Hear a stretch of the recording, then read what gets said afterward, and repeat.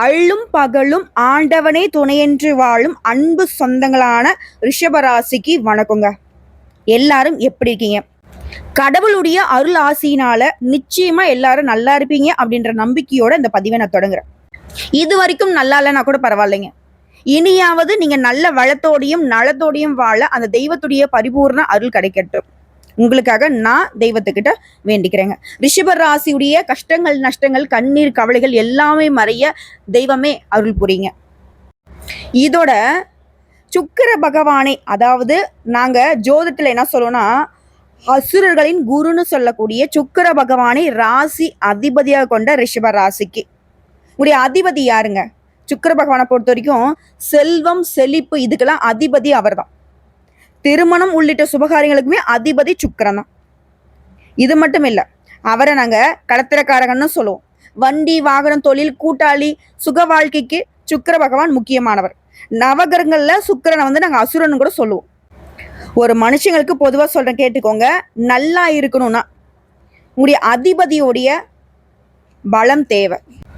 அவர் எந்த அளவுக்கு உங்கள் ராசியில் நல்ல வலுவான நிலையில் இருக்காரோ அந்த அளவுக்கு ரிஷபம் நல்லா இருக்கும். அவர் வலுவிழந்து இருந்தாருன்னா ரிஷபம் என்னதான் உழைச்சாலும் சரி, என்னதான் முட்டினாலையும் மோதினாலையும் ஒன்றும் பண்ண முடியாது. கை நிறைய சம்பாதிப்பீங்க. இந்த ஆற்றுல கை நிறைய தண்ணி மூட்டு வந்தாலையும் ஒரு சொட்டு தண்ணி கூட கையில் இருக்காது பார்த்தீங்களா? அந்த மாதிரி எவ்வளோதான் சம்பாதிச்சாலும் எவ்வளோ பேரு புகழ் எல்லாமே நொடி பொழுதுல உங்களுக்கு நிலைக்காம போயிடும்.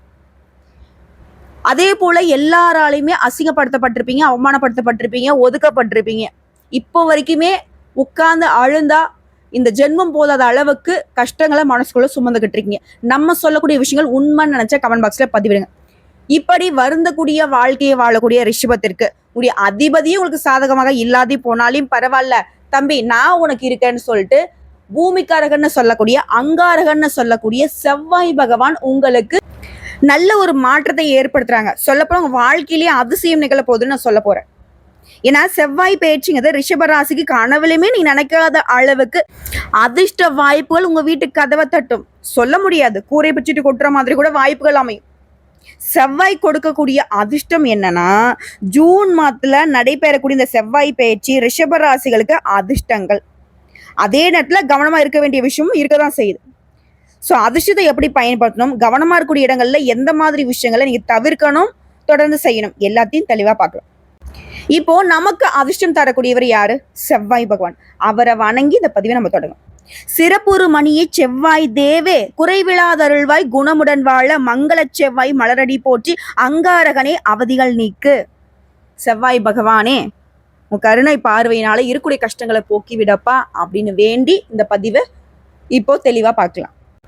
பொதுவா விண்வெளியில பூமிக்கு அடுத்தபடியா இருக்கக்கூடிய கிரகனாக்க செவ்வாய்ங்க. மண்ணாசையை குறிக்கூடிய கிரகம் இவர் தான். ஜீவராசிகள் உயிர் வாழ்வதற்கு ஏற்ற சூழ்நிலை செவ்வாயிலையும் இருக்கு. ஸோ இவர் பூமிக்காரகன்னு சொல்றதுக்கான பெயர் இதுவுமே. இவருக்கு இன்னும் பெயர்கள் தான் இருக்கு. சேய், அங்காரகன், குஜன், இதுவும் இவருடைய பெயர் தான். ஸோ இவரை பொறுத்த வரைக்கும் உஷ்டமான கிரகங்க. இவரு எந்த உறவுகளை குறிப்பாரு அப்படின்னு பார்த்தோன்னாக்க சகோதரருடைய நிலையை குறிக்கூடியவர். இப்போ எங்ககிட்டயே ஜோதிடம் பார்க்க வரவங்க, என்னுடைய உறவுகள் கிட்டே எனக்கு பார்த்தீங்கன்னா சரியான பொருத்தம் கிடையாது, என் அண்ணன் தம்பிக்கிட்டே சண்டை, சொத்து பிரச்சனை, அது இதுன்னு சொல்லிட்டு பங்காளி சண்டைலாம் நிறைய பேர் சொல்லுவாங்க.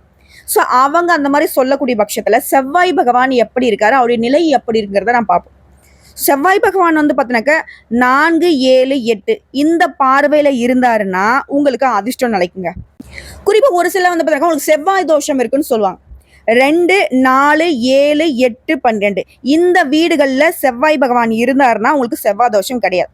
சுயஜாதகத்துல செவ்வாய் வலிமை பெற்றவரா இருந்தா தைரியமா இருப்பீங்க, நிர்வாகத்திறன் இருக்கும், மொட்டனமா இருப்பீங்க, பிடிவாதம் இருக்கும், கோபம் இருக்கும், அதீத காம உணர்வு இருக்கும், போட்டி மனப்பான்மை மிக்கிறவராகவும் இருப்பீங்க. அதோட அரசியல், சென்ட்ரல் கவர்மெண்ட் ஜாபு, சீருடை பணிகள், இராணுவம், வீர விளையாட்டு, தற்காப்பு கலையில் இதெல்லாம் ஆர்வம் இருக்கும். கட்டுமஸ்தான உடல்வாகவே இருக்கும்.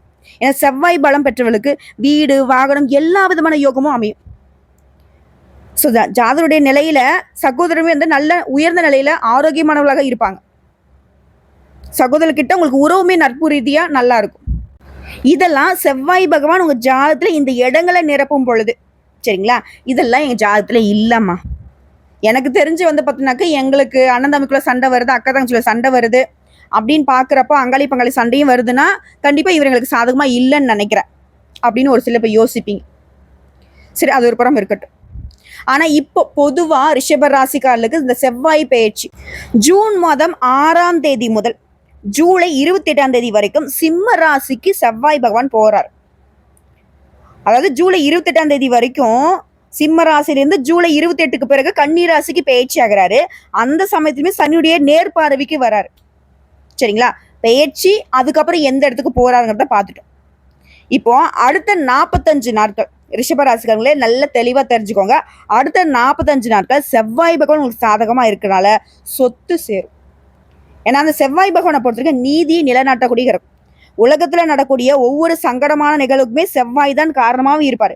எதிரியுடைய தொல்லை, கொலை, கொள்ளை, வழக்கு எல்லாமே நடக்கிறதுக்குமே இவர் காரணம் தான். சாதகமற்ற சூழ்நிலையை ஏற்படுத்துறது இவர் தான்.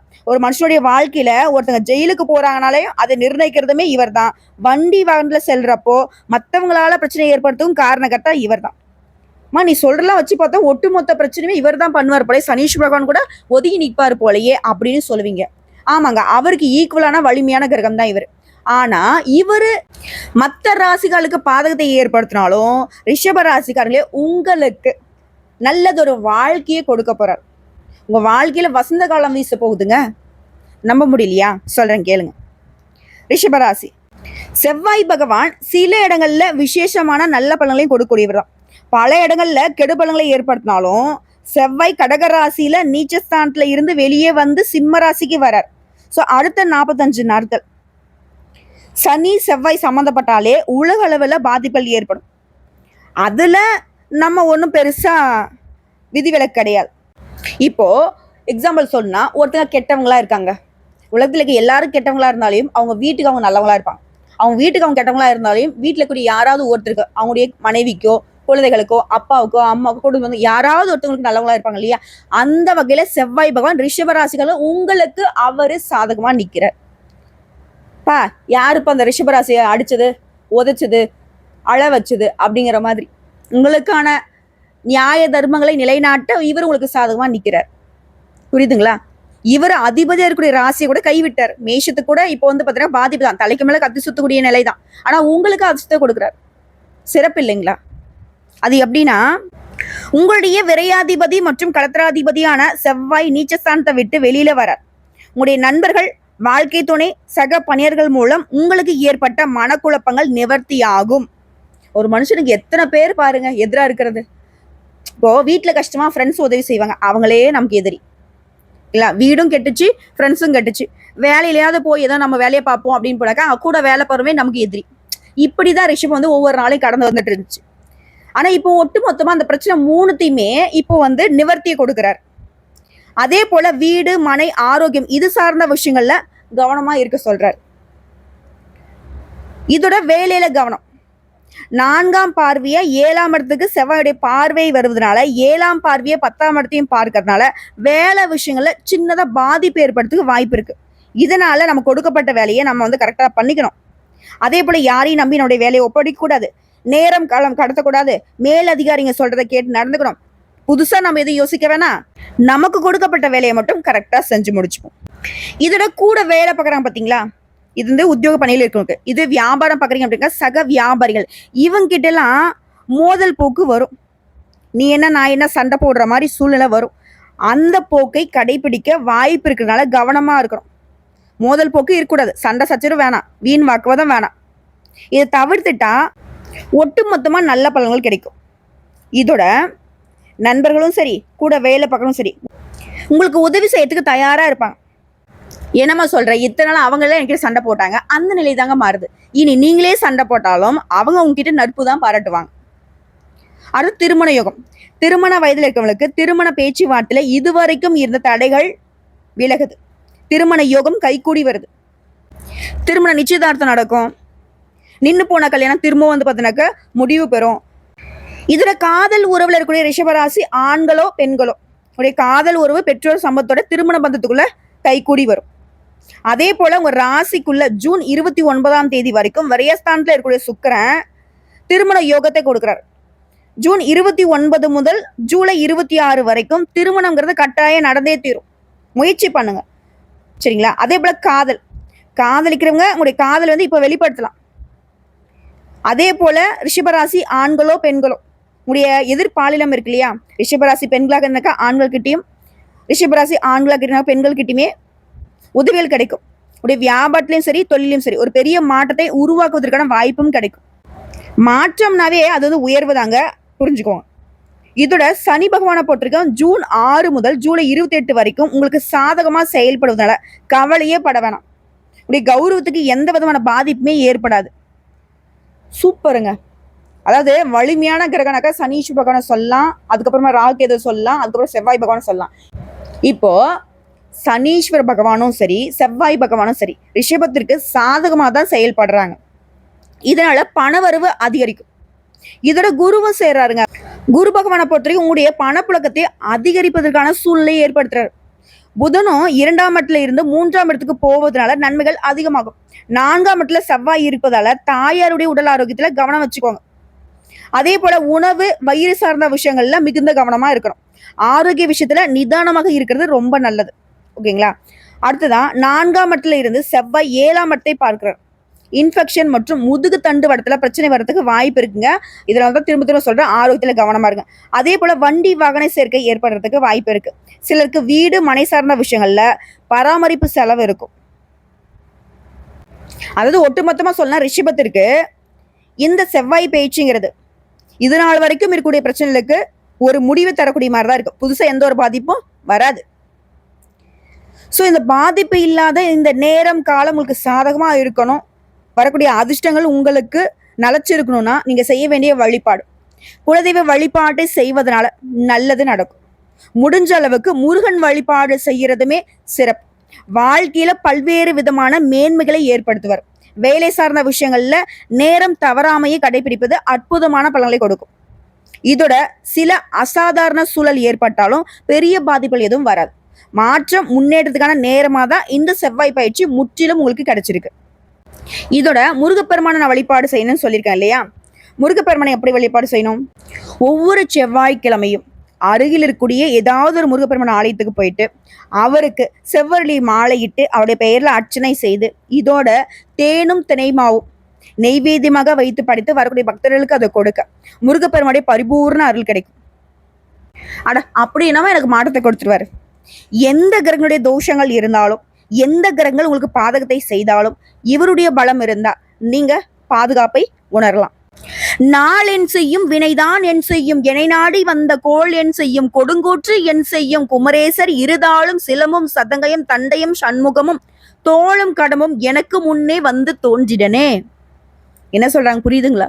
ரிஷபராசிக்காரங்களே, முருகப்பெருமான கெட்டியா பொடிச்சிட்டா போதும். எந்த கிரகம் எப்படி வந்தாலும் சரி, உன்னை விடமாட்டேன்னு வந்தாலும் சரி, இல்லை உன்னை ஒழிச்சிடன்னு வந்தாலும் சரி, யாராலுமே ஒன்றும் பண்ண முடியாது, நெருங்க கூட முடியாது, கனவுல கூட நினைச்சு பார்க்க முடியாத அளவுக்கு உங்களுக்கு பாதுகாப்புக்காக இந்த வெற்றிவேல் முருகன் துணை வரும்.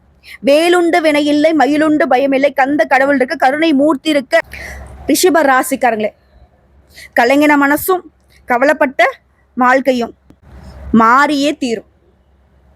புரியுதுங்களா? வாழ்த்துக்கள், நல்லா இருக்க போறீங்க. இதோட ரிஷபராசிகளை இன்னொரு வழிபாடையும் நீங்க வந்து கட்டாயம் செய்யணும். வெள்ளிக்கிழமைகள் தோறும், ஓகேங்களா? குறிப்பா ரிஷபம் மகாலட்சுமி தாயாரையும் சுக்கிர பகவானையும் வழிபாடு செய்தே தீரும். அது குறிப்பா வெள்ளிக்கிழமையில சுக்கிர ஓரையில அவரை வழிபாடு செய்வதனால உங்க வாழ்க்கை சிறக்கும், செல்வ செழிப்பு மேலோங்கும். இதோட வெள்ளிக்கிழமையில சுக்கிர பகவானுடைய அருளை பெறுவதற்கு வீட்டுல வந்து வெள்ளி பொருட்களை வந்து அதிகமா பயன்படுத்த பூஜைக்கு. புரியுதுங்களா? இதோட இவரை வழிபாடு செய்யறதுக்கான நேரம் பார்த்தீங்கன்னா காலையில வெள்ளிக்கிழமையிலுங்க 6 மணி முதல் 7 மணி வரையிலான காலம் சுக்கிர ஓரை. இது தவற விட்டுட்டீங்க அப்படின்னாக்கா மதியம் 1 மணி முதல் 2 மணி வரை. இதையும் தவற விட்டீங்க அப்படின்னாக்கா இரவு 8 மணி முதல் 9 மணி வரை. இந்த சுக்கிர ஓரை நேரத்துல நீங்க சுக்கிர பகவானை வழிபாடு செய்வதனால சிறப்பான பலன் கிடைக்கும். என்ன தெரியுமா? உயர்வான வருமானத்தையும் சுகமான வாழ்க்கையும் அருளிடுவார். வீடு நிலம் ஆடம்பர வாழ்க்கை சொத்து சேர்க்கை எல்லாத்தையுமே கொடுத்துருவார். சகல சௌபாகியலுமே கிடைக்க பெறுவீங்க. சரிங்களா? ஸோ ரிஷபராசிகளில் ஞாபகம் வச்சுக்கோங்க, அடுத்த 45 நாட்கள்ல உங்களுக்கு நல்ல ஒரு மாற்றம் வரப்போகுது, அதுவும் செவ்வாய் பகவானால. இதோட அனுதினமும் முருகப்பெருமான் வழிபாடுமே ரிஷபத்திற்கு வெற்றிகளை தரக்கூடிய வாய்ப்பு தாங்க.